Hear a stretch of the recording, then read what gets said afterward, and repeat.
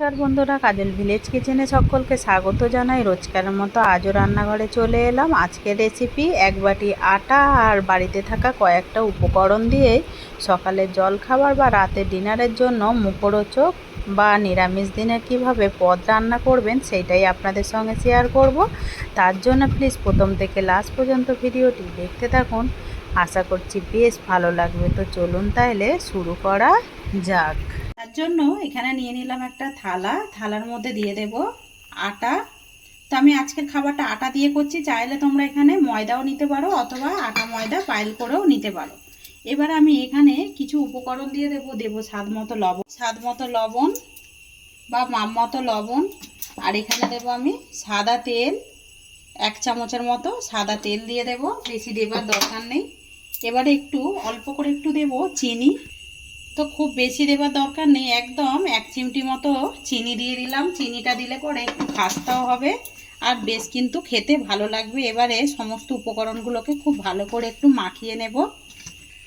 সমস্ত উপকরণগুলোকে মানে আটার সঙ্গে খুব ভালো করে মিশিয়ে নিলাম। এবারে অল্প অল্প করে জল দিয়ে, যেরকম ঠিক আমরা আটা ময়দা ডো রেডি করি সেইভাবে মাখিয়ে নেব।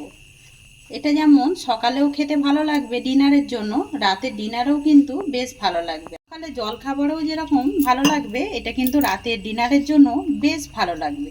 অল্প অল্প জল দিয়ে এবারে আটাটাকে আমি খুব ভালো করে মাখিয়ে নেব। আর আটা খাওয়া তো অতি অবশ্যই খুব ভালোভাবে আটাটাকে মাখিয়ে নিলাম। এবারে আমি এটাকে ঢাকা দিয়ে এখন রেখে দেব। অপরদিকে গ্যাস অন করে কড়াটা গরম হতে বসিয়ে দিয়েছি। কড়ার মধ্যে 2টো শুকনো লঙ্কা দিয়ে দেব। লঙ্কাটাকে একটু শুকনো খোলায় নেড়ে নেব। লঙ্কাটাকে খুব ভালোভাবে ভেজে নিলাম, আর বেশি ভাজার দরকার নেই। এবারে এটাকে আমি একটা বাটির মধ্যে তুলে নেব। এই কড়ার মধ্যে দেব সাদা তেল, 1.5 চামচের মতো দেব সাদা তেল। তেলটা যখন একটু গরম হয়ে যাবে এর মধ্যে দিয়ে দেব গ্রেট করে নেওয়া আদা। একদম যেহেতু আমি নিরামিষ দিনের বলছি, আপনারা চাইলে এখানে রসুনও দিতে পারেন। এইভাবে নিরামিষ দিনে না ভেবে যদি একবার এরকম পুর ভরা ঝামেলা ছাড়াই একটু অন্যভাবে একটু পরোটা রেডি করে নেন, তাতে করে কিন্তু ছোট বড় সবাই কিন্তু খেতে বেশ পছন্দ করবে। আর এখানে আদাটা বেশ সুন্দর করে ভেজে নিয়েছি। ভেজে নেবার পর এখানে গ্রেট করে নেওয়া দিয়ে দেবো বেশ কিছুটা গাজরটাকেও আমি 1 মিনিট একটু নাড়াচাড়া করে নেব। আপনারা চাইলে এখানে আরও কিছু সবজি দিতে পারেন। আর অনেক সময় কিন্তু বাচ্চারা দেখবে সবজি খেতে চায় না, আমরা যদি শুধু আলু না দিয়ে এরকম একটু সবজি দিয়ে দিই তাহলে কিন্তু খেতে বেশ ভালোই লাগে। তো এখানে গাজরটা বেশ কিন্তু একটু নরম হয়ে গেছে, একদম পুড়িয়ে ফেলবো না, তাহলে কিন্তু গাজরের যে একটু গুণাগুণ থাকে ওইটা কিন্তু একেবারে চলে যাবে। তাই জন্য হালকা একটু নাড়াচাড়া করে নিলাম। আর এই দেখুন, আগে থেকে এখানে আমি 2টো বড় সাইজের আলুকে এখানে সিদ্ধ করে রেখে দিয়েছি। দিয়ে দেব সিদ্ধ করে নেওয়া আলু। আর এইটা কিন্তু এই পরোটাগুলো যেমন টমেটো সস দিয়েও খেতে ভালো লাগে, তেমন কিন্তু একটা ধনেপাতার যদি চাটনি করান তাতে করেও ভালো লাগবে। আর আমি আজকে টমেটো চাটনি দিয়েই আমরা এই পরোটা খাওয়া হবে রাতের ডিনারের জন্য। এবার আমি এখানে দেব স্বাদ মতো লবণ বা মাপ মতো লবণ।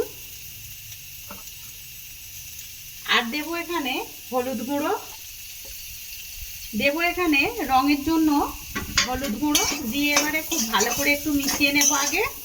তারপরে আলুগুলোকে খুব ভালোভাবে আমি ম্যাশ করে দেব। তার জন্য আমি এখানে একটা গ্লাস নিয়ে নিয়েছি। আপনারা চাইলে এখানে ডাল কাটাও নিতে পারেন। নিয়ে এইভাবে একটু চেপে চেপে একটু দিলেই কিন্তু খুব ভালো করে এগুলো ভেঙে যাবে।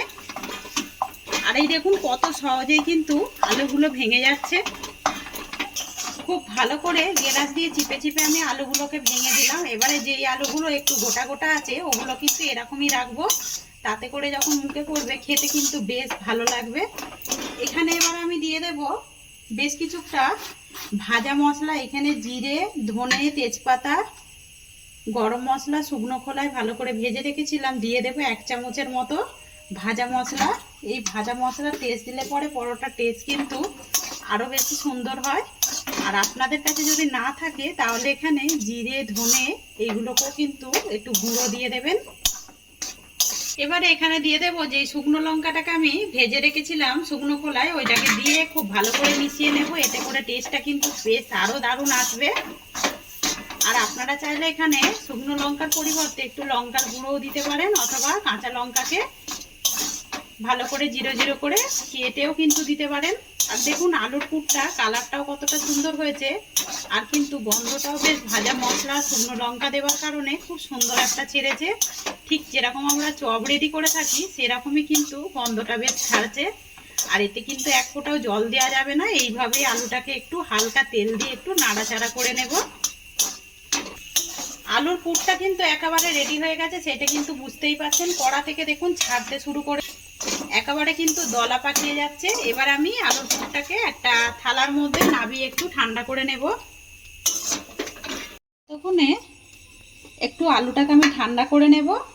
অপরদিকে যে আমি আটাটাকে মেখে রেখেছিলাম, আর ওইটা দেখুন কতটা সুন্দরভাবে মানে একদম সফট হয়ে গেছে, নরম হয়ে গেছে কতটা। একটুখানি থেসে নেব এইভাবে।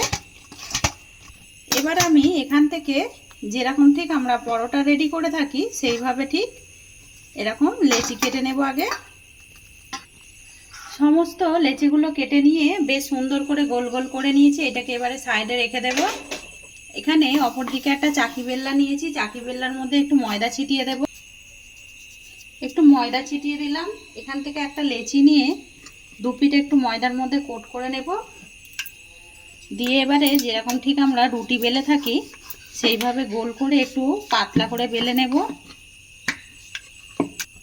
আর এই দেখুন এইভাবে কিন্তু পাতলা করেই বেলে নিতে হবে, একেবারে মোটা বেললে কিন্তু হবে না। আর এখানে যে আলুর পুরটা রেডি করেছিলাম সেই পুরটাকে ঠিক মাঝ বরাবর দিয়ে দেব। আর এতক্ষণে হয়তো বুঝতেই পেরেছেন যে আমি বলেইছিলাম পুর ভরা ঝামেলা ছাড়া এটা কিন্তু খুব সহজে ভরতেও লাগবে না, আর এটা কিন্তু একদম বেরিয়েও যাবে না। দেখুন আমি কিভাবে করছি। এবারে এটাকে আমি একদম ত্রিকোণের মতো করে দেব। আর এই দেখুন এইভাবে আমি একটু ত্রিকোণের মতো করে দিয়েছি। এটা চাইলে আপনারা হাত দিয়েও কিন্তু করতে পারেন। এবারে এইটাকে নিয়ে এসে এইভাবে ফোল্ড করে মুড়ে দেব। আর এর মধ্যে একটুখানি জল দিয়ে দেব যাতে করে না খুব সহজে খুলে যায়। আর এইটাকেও নিয়ে এসে এর উপর থেকে এইভাবে চেপে দেব। এবারে এইটাকে নিয়ে এইভাবে আমি মুড়ে দেব। যেহেতু আটা রয়েছে অতি সহজে খুলবেও না, এটা কিন্তু খুব ভালোভাবেই ফোল্ড করে এইভাবে মুড়ে দিলেই হয়ে যাবে। দেখুন একটা পরোটা কিন্তু একদম পুর ভরা ঝামেলা ছাড়াই দেখুন রেডি হয়ে গেল। কতটা সুন্দর দেখতে লাগছে দেখুন। এবার আমি পরোটাটাকে নিয়ে অপর দিকে কড়াটা পরিষ্কার করে গরম হতে বসিয়ে দিয়েছি। ঠিক যে দিকটা মুড়েছি সেই দিকটা এইভাবে দিয়ে দেব।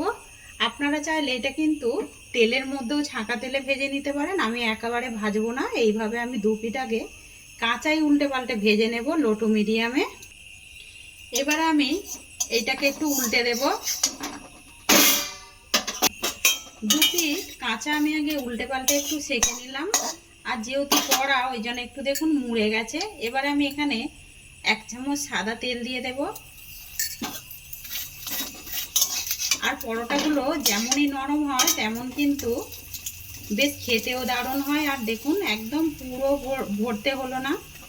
আর এটা দেখুন পরোটাটা একদম উল্টে পাল্টে বেশ সুন্দর করে লাল লাল করে একটু ভেজে নিলাম। আপনারা চাইলে একটু হালকা করেও কিন্তু ভেজে নিতে পারেন। যেহেতু আটা রয়েছে একটু লাল লাল মতোই দেখাবে। ময়দা হলে কিন্তু এটা সুন্দর সাদা হতো। এইভাবে একটু দাঁড় করিয়ে এইভাবে আমি ভেজে নেব পরোটাগুলো। আর একেবারে কিন্তু পরোটাটা ভাজা হয়ে গেছে, এবারে তুলে নেব। আর দেখুন কতটা সুন্দর দেখতে হয়েছে দেখুন। আরও একটা বেলে রেখেছিলাম, এইটাকেও একইভাবে দিয়ে দেব। আর সমস্তগুলো পরোটাগুলো ভেজে ফিরে আসছি। সমস্ত পরোটাগুলোই গড়ে নিয়ে ফিরে এলাম। আর দেখুন কতটা সুন্দর হয়েছে। এটা কিন্তু আমি আগেই বলেছি টমেটো চাটনি দিয়ে খাওয়া হবে। আগে থেকে বেশ কিছুটা টমেটো চাটনি করে নিয়েছি একটু বাদাম কিশমিশ দিয়ে, এতে করে কিন্তু খেতে বেশ দারুণ লাগবে। আর দেখুন পরোটাগুলো কতটা নরম হয়েছে আর কতটা খাস্তা হয়েছে সেটা কিন্তু দেখতেই পাচ্ছেন। একদম আটা দিয়ে আর বাড়িতে থাকা কয়েকটা উপকরণ দিয়ে আজকে দারুণ স্বাদের পরোটার রেসিপি আপনাদের সঙ্গে শেয়ার করলাম। তো আজকের রেসিপি আপনাদের কীরকম লাগলো কমেন্ট করে জানাবেন। যদি ভালো লেগে থাকে একটা লাইক করে দেবেন। বন্ধুদের সঙ্গে শেয়ার করবেন আর এই ছোট্ট চ্যানেলটিকে সাবস্ক্রাইবার করে নেবেন। আমার এরকম নিত্য নতুন রান্নার জন্য পাশে থাকা বেল আইকনটি প্রেস করবেন। সবাই ভালো থাকবেন, সুস্থ থাকবেন। ধন্যবাদ। আবারও নতুন রেসিপি নিয়ে ফিরে আসবো। আজকের মতো এই পর্যন্ত।